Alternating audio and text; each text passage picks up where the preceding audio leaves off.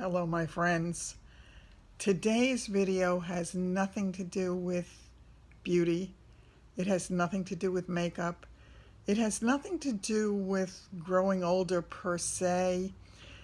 It's a tribute today to my heart dog, Cagney, who died 3 years ago on this day, which also happens to be the anniversary of my mother's birthday. If you're interested in the subject, stay with me. If not, I will see you in my next video, and I love you whatever your choice is. In order to take you to the place where I found my Cagney back in 1999 in the middle of a snowstorm, I really need to take you back to my youth. When I lost my Uncle Harry, and I've talked about him before,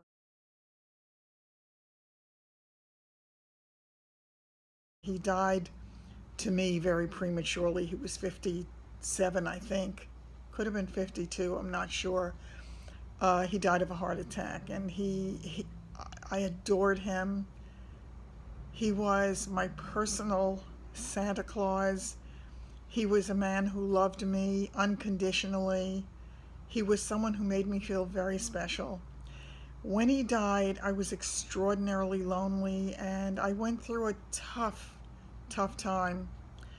I found at that point that my love for animals just became a huge part of who I was.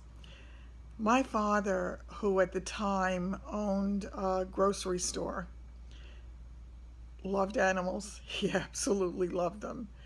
And he would have a habit of coming home from work with a dog wagging its tail right behind him, and he would say that the dog followed him home from work. It became my mother's job then, in her view, to get rid of that dog. And every single time one of those loving creatures came into my world with his tail wagging and licking my face, then coming home from school a day or 2 or 3 later, only to find him gone and to find an empty space, killed me. I felt bereft. It was a very hard thing to go through, and I know it hurt my father very much. My mother was not a great dog lover to begin with. She was not an animal lover of any kind.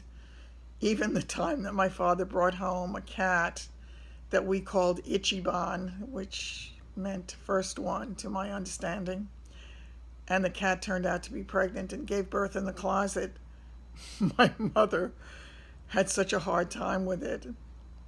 I, on the other hand, was so upset with my mother always for getting rid of those wonderful, wonderful, loving beings. But my dad created a love in me that has been with me my entire life.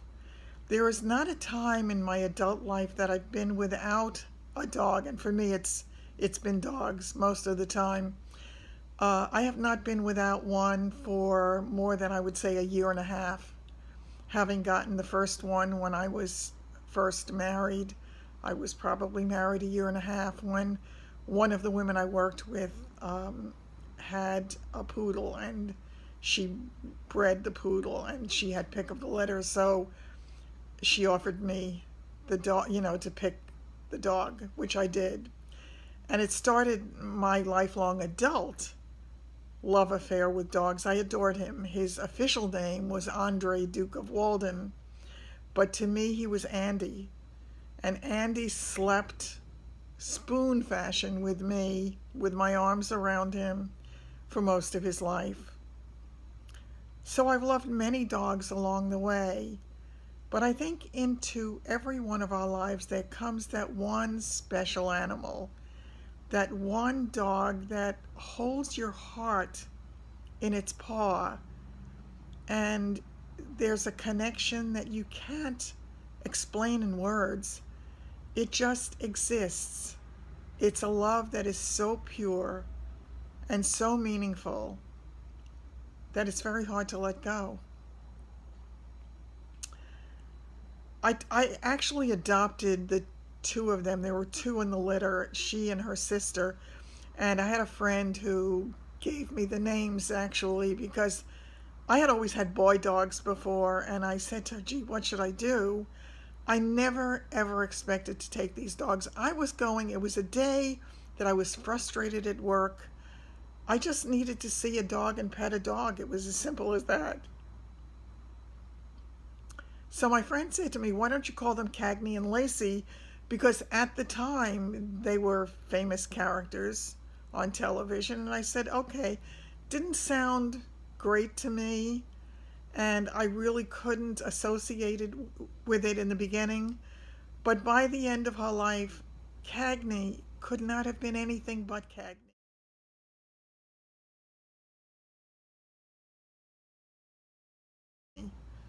And I adored her to the day that she left this planet and far beyond. She is my heart dog. What I was going to do was read a letter that I wrote to her on the day that she died when my feelings were so raw. But even talking about reading it brings me to tears at this moment. So clearly I could not do that. So what I will do is I will say that my very special little love, who was with me from just about 8 weeks old when they released her to me, her and her sister, until 1 month shy of her 16th birthday, when she could no longer hang on, even though I had said to her right after her sister died a few years before, I said, don't you leave me. I said, don't you leave me. You stay with me. And she did her best to stay with me. So I'm going to put that letter in the notes below. You can choose to read it or not. The letter will be in the description box. And I invite you to read it if you choose to. But once again, I caution you.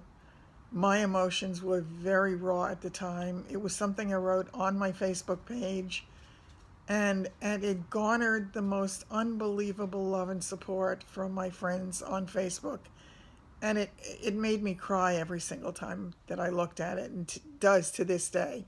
So for me, I cannot read it again. I tried. I really tried. So I advise you, if you decide to read it, read with caution. You might want to bring a tissue. And it just tells you about the love that I had for this very, very special dog, Cagney. I love you, my girl.